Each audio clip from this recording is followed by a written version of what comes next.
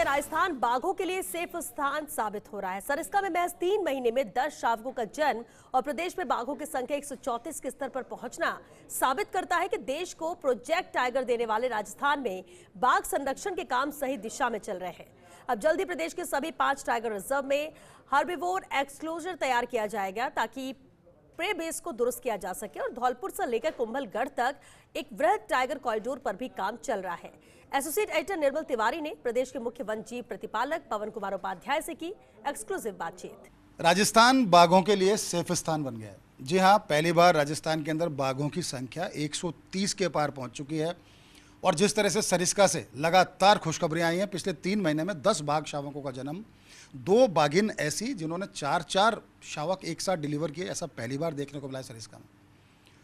इस समय हमारे साथ मौजूद हैं पीसीसीएफ और मुख्य वन्यजीव प्रतिपालक पवन उपाध्याय जी। पवन जी के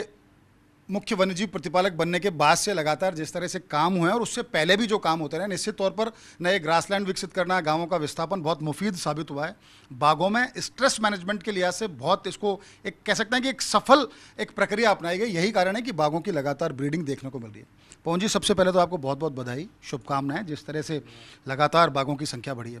कैसे ये सब संभव हुआ और क्या प्रक्रिया अपनाई जा रही है ताकि स्ट्रेस मैनेजमेंट भी देखा जाए,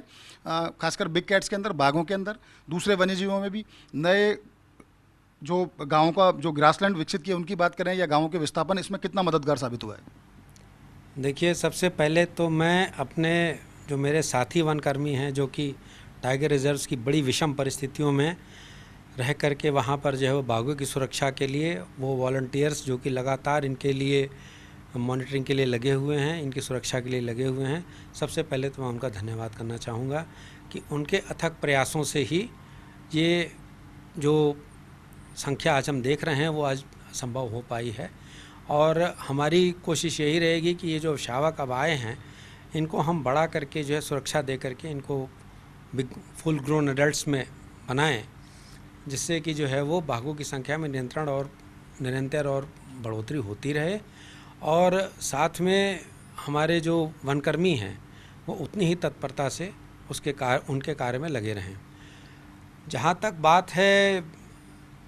इन्वायलेट स्पेस क्रिएट करने की, जो कि गांवों के विस्थापन से, ग्रासलैंड के डेवलपमेंट से आता है, तो मैं आपको बताना चाहूँगा कि इस दिशा में लगातार काम हम लोग कर रहे हैं और विस्थापन के लिए भी हमने अभी कुछ अलग योजनाएं अभी हम लोग तैयार कर रहे हैं, वो भी जल्दी ही प्रक्रिया में लाई जाएंगी और राज्य सरकार से चर्चा के बाद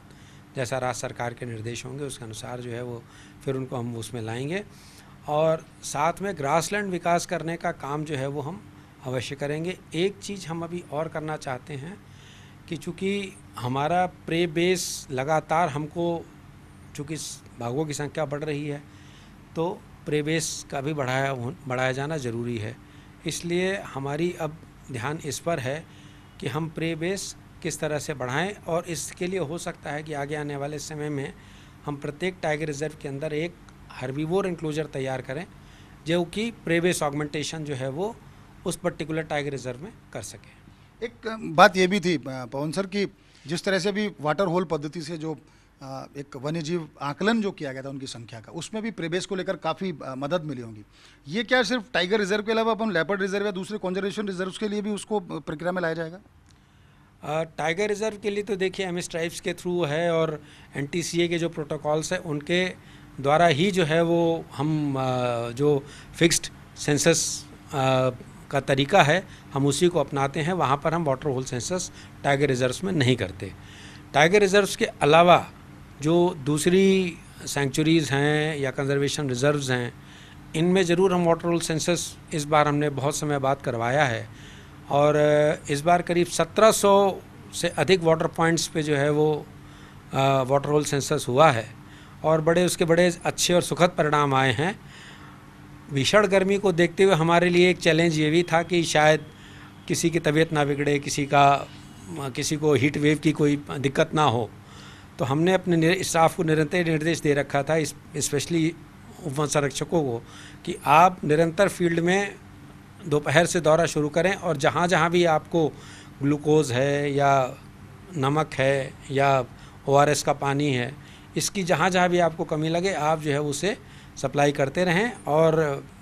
मैं ईश्वर का ही शुक्रिया अदा करना चाहूँगा कि हमें किसी भी अप्रिय घटना की सूचना कहीं से नहीं मिली, परंतु अब ये ज़रूर एक विचार यहाँ पर बन रहा है कि शायद अगले वर्ष जो हम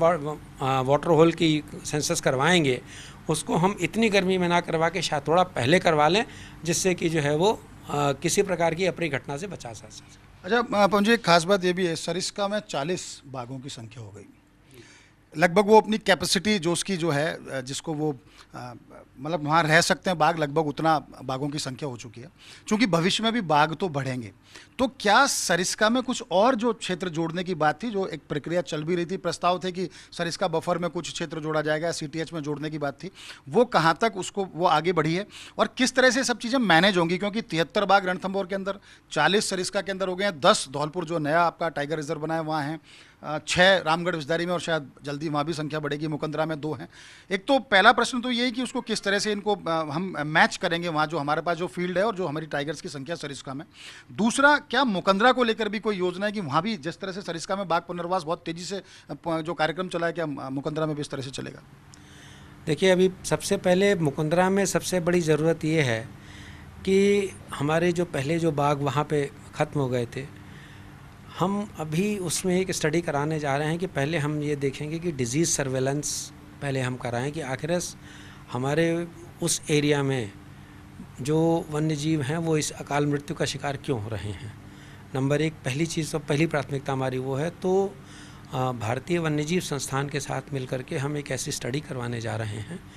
कि पहले हमें ये पता लगे कि डिज़ीज़ वहाँ पे किस प्रकार की जो है वो स्प्रेड हो रही है, जिससे कि जो है वो भविष्य में उसका जो है वो निवारण किया जा सके। आपने जैसे बात की बढ़ती हुई बाघों की संख्या की, तो अभी राज्य सरकार ने जो प्रयास किए हैं इसके लिए कि हम अब धौलपुर से लेकर के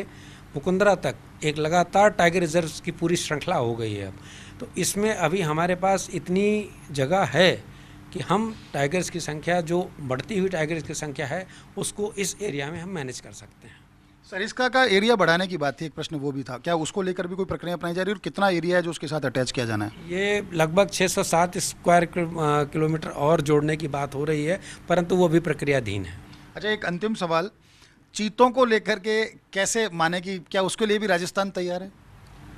ये राज्य सरकार के द्वारा यदि इस संबंध में कोई निर्देश दिया जाएगा तो अवश्य इस संबंध में जो है वो कार्रवाई की जाएगी। बहुत बहुत धन्यवाद पवन जी। तो आप देख सकते हैं कि मुख्य वन्यजीव प्रतिपालक, जब से पवन उपाध्याय जी ने बतौर मुख्य वन्यजीव प्रतिपालक ज्वाइन किया, उसके बाद से काफ़ी नवाचार देखने को मिले हैं। जिस तरह से मगरमच्छों की पहली बार सेंसस देखने को मिली, उसके बाद जिस तरह से रणथंभौर में भी एक स्टडी कराई गई कि जो अंडरपासेस जो थे, जंगल का जो रास्ता है उसमें से गुजरने वाले, किस तरह से उसको वाइल्ड लाइफ यूज़ करती है। अब लगातार बाघों की संख्या सरिस्का में बढ़ी है। सरिस्का में एक नया एरिया भी, जो दूसरे जो वन्यजीव मंडल हैं उनके कुछ क्षेत्रों को जोड़ने की बात है, 607 वर्ग किलोमीटर जो नया जो क्षेत्र है उसको जोड़ने की बात है। आपने मुकंदरा के लिए भी स्टडी कराने की बात कही। कहा जा सकता है कि बिल्कुल सही हाथों में इस समय प्रदेश के वन्यजीवों की कमान है, वन्यजीव शाखा की कमान है। उम्मीद ये की जानी चाहिए जिस तरह से बाघों की संख्या बढ़ रही है, कुछ और नवाचार होंगे ताकि प्रदेश में न केवल इकोसिस्टम मजबूत हो, बाघ संरक्षण, क्योंकि प्रदेश को हमने जो प्रोजेक्ट टाइगर जिसने दिया था वो राजस्थान ने दिया था। तो उम्मीद ये की जानी चाहिए कि जिस तरह से बाघ संरक्षण की दिशा में राजस्थान में तेज़ी से काम हो रहे हैं, दूसरे प्रदेश भी राजस्थान से एक नज़ीर के तौर पर राजस्थान में जो प्रक्रिया अपनाई जा रही है उसको लेंगे और राजस्थान में भी लगातार नवाचार देखने को मिलेंगे जो वन और वन्यजीव संरक्षण, बाघ संरक्षण की दिशा में बहुत ज़्यादा कारगर साबित होंगे। कैमरा पर्सन इकबाल खान के साथ Nirmal Tiwari, First India News, Jaipur.